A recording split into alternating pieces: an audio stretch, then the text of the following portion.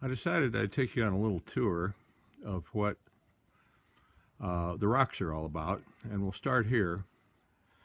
The house is behind those trees. The house is behind a lot of trees, as a matter of fact. Those galvanized doors you see to the right are what hide 40,000 gallons in water tanks. Power meter is placed in a bad position. But at any rate, this is our guest house, and it looks more like a schoolhouse. You can see apricot trees in the foreground and all that. But back to here. If you look in the center of the picture, in the tree line, you're going to see a dead tree up there. That sits on the hill that is 200 feet high from the front gate of the property. And that is the hill that has all of the interesting geology in it. And I'm going to show you some of that this morning. This, by the way, is the view the other way. Now on the horizon in the center, way up on the horizon, is the granite quarry for the county. And actually, granite is sent all over the world from here. And part of the reason is that quarry produces an interesting rose-colored granite. Those little strips you see in the pasture in front of you are very much on purpose, and they increase my songbird population. And it's a program that Cheryl and I are in with the state or some governmental body, and it's very interesting. But we'll talk about that another time. Here is a vein of the rose-colored granite in some mud above and below it. And you can see some pieces that I've dug out with the backhoe right there, which leads me to believe that that granite formation is right under us. I haven't hit the solid rock yet, but since it's been buried so long, that's very difficult to get to. So I'm just going to assume that I've got it, and that's one of the assumptions going into this. This is a little garden area that is out our master bedroom door. We're going to walk up this path and through the gate, and you're going to be surprised at what I found, because we were surprised. When we walked through this gate, we found a road on the upper level of this hill. This road actually goes on to many other properties, at least runs a mile from here. And what's interesting about this is a lot of the rocks have washed down the hill, and in fact have stopped. You're going to wonder about those white flags. That's an invisible dog fence, so that the dogs have some type of warning that they're about to, their collar's about to go off. But down on the ground, in addition to the flowers, you'll see these rocks. And for instance, this would be an example of a rock that we would have picked up a couple weeks ago. And then we found out that yellow stuff is lichen, and the stuff in the middle of it is a very, very hard flint type of rock. We move on up. Here's another rock that's very interesting, but it's, you can see a hole in it, same types of issues. We can go along here and walk no more than 40 or 50 feet, and we got more rocks than we know what to do with. This granite appearing rock is one of the first levels that we found on the ranch that is horizontal, that has things above it and below it. If you look in the center 1/3 of the picture high, there's more of it, and it continues on very flat. And as a matter of fact, if you move up, now in the center of the picture, there's another layer. And behind it is yet another layer below that dead tree. And there's some other things that I can see through the camera that are these cap rock layers, very tough rock.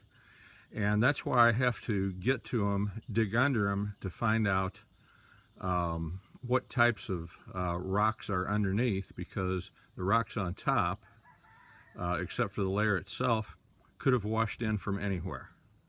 So we can't pick up a rock and know exactly where it came from. So that's why I'm going to use the cat to get next to these layers, dig under them, wash off the soil, and see what kind of rocks we got underneath. And this will give you an idea of how far up the hill we have yet to go from this position. Here are examples of some of the rocks that we've collected recently. You can see this one right here, very interesting, loaded with all kinds of pebbles. There's that yellow lichen again. I have yet to cut into that. I can't wait. We'll find out what's there. Here's a taller piece that I did cut into, and it turned out kind of ugly. So it's back in the rock pile till I figure out what to do with it. You can see here very red piece, and that in fact will stick. We're loaded with red. I don't know what all of it is. We have all kinds of things, and that's the mystery. I just don't know what we have. And if you recognize anything, please don't tell me. Part of what I want to do is discover all this myself. This is a beautiful rock. We found out that this blue color is caused by exposure to sunlight, and that's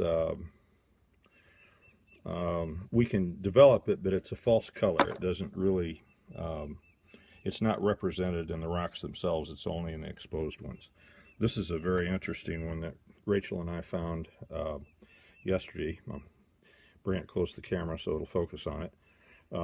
It's got several pebbles in it. It's got a layer right there that's different than this layer down below.